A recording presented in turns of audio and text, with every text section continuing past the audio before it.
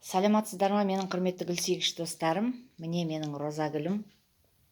Бұл чайная роза. Үйдегі китайский гибискус көрсеттім. Үйдегі роза, ол мынау енді қабат-қабат чайная роза. Міне. Бүгін атып тұр. Майдың бүгін 5-ші май.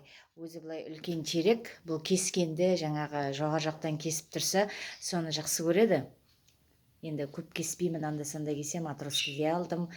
Енді сол кезде бұлар жақсы өседі. Міне бутон беріп, бутонын ашып жатыр.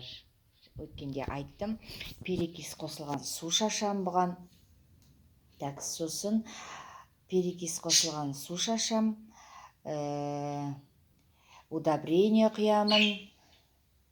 Сосын луговой деген шампунмен жуып тұрам, обработка жасап. Анда-санда кіля түсіп кетпесін деп. Жапырағын естіп қағып қарап қоям, бетіп қағып. Бірдеңе ұшып жүрген жоқ па деп. Сосын ұшып жүрсе, онда жаңағыдай шампун луговой деген соны қосып, шампунмен жуып, шашып тұрамын жапырақтарын. Міне қараңыздар, қандай кереметті табиғат. Это природа. Әдемі. Қалай ашылады осылай. Көптен бері толғатып тұрет, ашып атыр, аздап ашылып атыр. Бүгін қарасам ашылып тұр, әдемі болып.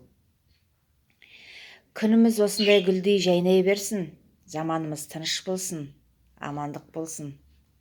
Сау, саламатта болыңыздар.